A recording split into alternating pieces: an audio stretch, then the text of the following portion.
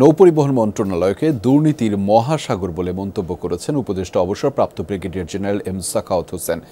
আওয়ামী লীগ সরকারের আমলে প্রকল্প ও কেনাকাটায় ব্যাপক অনিয়ম দুর্নীতির তথ্য প্রমাণ দুদকে পাঠানো হচ্ছে বলেও জানিয়েছেন তিনি। চট্টগ্রামের শিপিং কর্পোরেশনের কর্মকর্তাদের সাথে বৈঠকে বলেন, পরপর দুটি জাহাজে অগ্নিকাণ্ড নাশকতা নাকি দুর্ঘটনা তা তদন্তে 12 সদস্যের উচ্চ পর্যায়ের কমিটি গঠন করা হয়েছে। গেল 4 সেপ্টেম্বর মধ্যরাতে চট্টগ্রাম বন্দর বহির্নোঙরে বিএসসির তেলবাহী অয়েল ট্যাঙ্কার এমটি বাংলা সৌরভে ভয়াবহ অগ্নিকাণ্ডে প্রাণ যায় একজনের, উদ্ধার হয় 47 ক্রু। এর 4 দিন আগে 30 সেপ্টেম্বর ডলফিন জেটিতে বিএসসির আরেক অয়েল ট্যাঙ্কার বাংলার জ্যোতিতে ভয়াবহ বিস্ফোরণ ও আগুনে নিহত হয় 3 জন।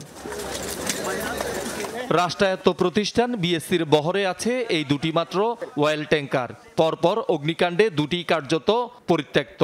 সকালে বিএসসির কর্মকর্তাদের সাথে জরুরি বৈঠক করেন নৌপরিবহন উপদেষ্টা। এটি কি নাশকতা নাকি দুর্ঘটনা তা তদন্তে অতিরিক্ত সচিবের নেতৃত্বে 10 সদস্যের নতুন তদন্ত কমিটি গঠনের কথা জানান তিনি। বিষয়টা কি, কোনো এই ধরনের যেগুলো মানুষ সন্দেহ করছে সেই ধরনের কোনো কিছু আছে কিনা, কাজে কি হয়েছে এটা আমি এই মুহূর্তে কোনো অনুমান ভিত্তিক কোনো কথা বলতে চাই না। ইনকোয়ারি হবে এবং যত তাড়াতাড়ি সম্ভব ইনকোয়ারি হবে। ইনকোয়ারি শেষ হলে আমি আশা করব সেই ইনকোয়ারির রেজাল্টগুলো আপনারা জানতে পারবেন। বিএসসির বহরে বর্তমানে বাণিজ্যিক জাহাজ 5টি, আরও জাহাজ কেনার পরিকল্পনার কথা জানান উপদেষ্টা। তবে আওয়ামী লীগ সরকারের আমলে জাহাজ কেনাই এবং অপ্রয়োজনীয় প্রকল্পে নৌপরিবহন মন্ত্রণালয়ে ভয়াবহ দুর্নীতি হয়েছে বলে জানান উপদেষ্টা। এটা চুরির মহাসমুদ্র না, প্রশান্ত মহাসাগর। ডুব দিলে আপনি টেরি পাবেন না কোথা থেকে কি। এখন যেটা হয়ে গেছে ভাই, সেটা তো দুদক আছে। আমাদের কাছে যেই ডকুমেন্টগুলো আছে আমরা দুদককে পাঠিয়ে দিচ্ছি, দুদকের ইনকোয়ারি হবে।